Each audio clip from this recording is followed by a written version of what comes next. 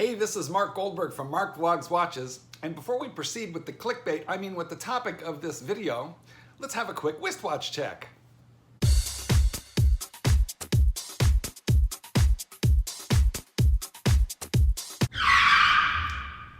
Almost fooled you there, didn't I, with the opening?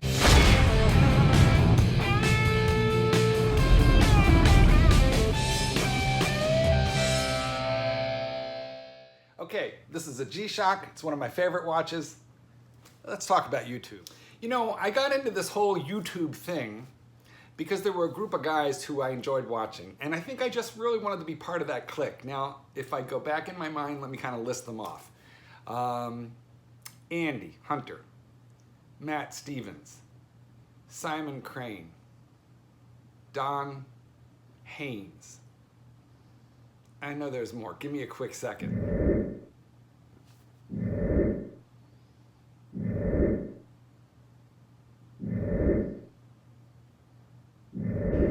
Guido Pelagos. I mean, there was just a handful of guys making videos, and it sort of captivated me. Gosh, how could I have forgotten the godfather of all of them, Archie Luxury? And you know, this group of guys just consumed, you know, hours and hours of my time, and I found it an outlet to the obsessive compulsive disorder I have, which is to constantly be playing with and fondling watches. Speaking of which, I don't know, you may have noticed that in my collection there is almost nothing on leather or rubber. Almost everything is on stainless steel. Partly that's because I'm in and out of water a lot, constantly washing my hands, and I work outside quite a bit training dogs. So I'm not in love with the idea of rubber, which gets hot, or leather, which can start to stink. But I think a lot of it has to do with these clasps. Now the clasp on the G-Shock is particularly crappy. Although actually, if you think about it, is the clasp on the G-Shock any crappier than the clasp on a 1999 or year 2000 even Rolex? I could tell you something, it's better, okay? This cheap stamped metal stuff, yeah, that's actually the same, but the deployant here with the double click deployant and the way it snicks together is better. It's better than a Rolex with the old friction clasp that it has. It's more secure. But what I like about these, about stainless steel typically, is I can just pop it off my wrist and I can play with it. These things are like my worry beads, okay? And there's a reason that most of my watches are dive watches and have a turnable dive bezel, and that is because it's my fidget spinner. Like, if I have a watch, I always have my worry beads with me, and I always have my fidget spinner. You know, there's always something to do there. So that's the kind of the, you know, the crazy that is me. Now, my social media background before I entered the field of watches, which I did first on Facebook and then quite quickly after that on YouTube, my first exposure to like groups of like-minded people was years ago with dog trainers. And let me tell you, there's only, if you put 3 dog trainers in a room, you lock them in a room and you put no food in there and you tell them they have to agree on something before they're allowed out to eat, they're gonna die of starvation in there. And in fact, you're only ever gonna get 2 of them to agree on anything, and that's that the third guy doesn't know shit, okay? So dog trainers are very cantankerous. They eat their own. There's a tremendous division in the ranks. So when I found a watch group, you know, on YouTube, no, excuse me, I found a watch group on Facebook, and I started reading the posts, you know, and these guys were fighting viciously and completely hating on each other, even though they all shared the love of the same hobby. And what was the argument that I walked into the middle of on Facebook? It was about screws.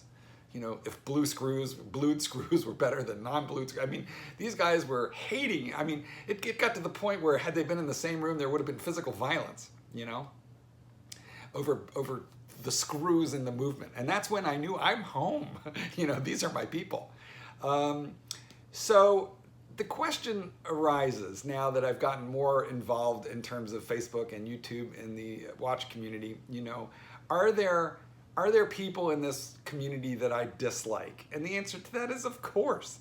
You know, there are far more people that I like than I dislike, and I think that's because I've just always been more of a glass is half full kind of guy.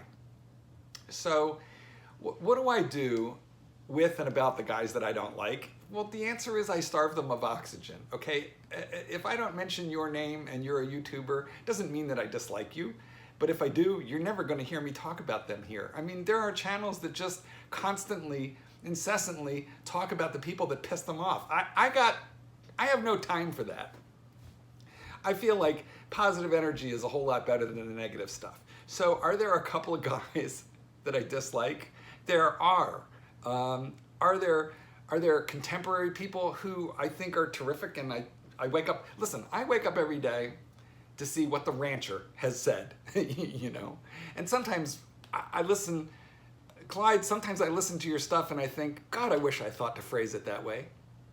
You know, the checkbox watch. I think you should make a whole video on the checkmate watch, you know? Is there, if watch collecting was a game of chess, is there a watch where, you know, where once you acquire that watch, it's checkmate, you're done, you have everything? You know, so there are people like that who I just wake up every morning and see, have they posted something new? The guys who I can't stand, not only do I not watch their videos, but I have sort of like blocked their channels so that I don't even see their stuff. And that's because there are some nasty, mean, vicious, vinyl fuckers out there. And I not only do I not want to talk about them and name them on this video, so that's why I say this is a little bit of clickbait, because there are guys that I just really dislike, but I don't even see them. As far as I know, they don't exist. And also, there are some weirdos. Some of you people watching my videos right now are very, very odd. Okay. Now, most of you, I am super glad that you're with me. By the way, I should do a quick interjection. Squish the like button, lick the subscribe button, turn on the bell so that we can do this again. It really helps me and my attitude when you do those things, and I see my numbers, you know, growing a little bit. Makes me feel good that like I'm not talking to nobody here. But some of you people are very strange. Now, the average of you are like me, which is to say we have a common interest. We are united in the common interest of horology from the low to the high. But there are some very strange people of you out there who I wish I could block you from my channel. All I can do is block you from my comments, and I have done, you know. But oh God, there's just some very strange people in the world who have nothing to do. I am not one of them. I am a busy person. I'm writing another book. So there's lots going on in my life. Okay, finally, a quick update on the Sea Dweller 43. I have put down a 10% deposit on that watch. The authorized dealer does not control when his inventory comes in. All he can do is say, this is where you are on my list when it does come in, and I'm uppermost on the list for this particular dealer, and they have seen 2 or 3 Sea Dwellers already this year, the 43 millimeter. So that's what's coming. If you're not super familiar with that watch, I will throw a picture of it in right here. Here it is in 43 millimeters of beautiful 904L steel, the 50th anniversary 43 millimeter Rolex Sea Dweller. And yeah, so I'm really excited about that watch coming in. I do love my James Cameron. You've heard me talk about that many times, but it's really thick, guys. It's like over 17 millimeters thick, and it's a little top heavy. So it's a watch that I like to wear when I want to feel tough and good and like in your face, like get out of my way. I've got the biggest, baddest, heaviest Rolex made in steel. That's the watch that I wear. But then there are times when I want to wear something more humane, and I'm thinking that that's what the Sea Dweller is going to be. Okay, guys, well, thanks for spending this time with me. Don't forget to like and subscribe. If you're one of those weirdos, please do me a favor and stop watching my videos. I'm afraid that you're watching them in bed, thinking, like watching them repeatedly over and over again. If you're a normal person, welcome to the channel. You're one of the few, but I appreciate you being with me. Paint the sky your favorite color. Your favorite color. Paint the sky. Paint the sky. Almost fooled you again, didn't I?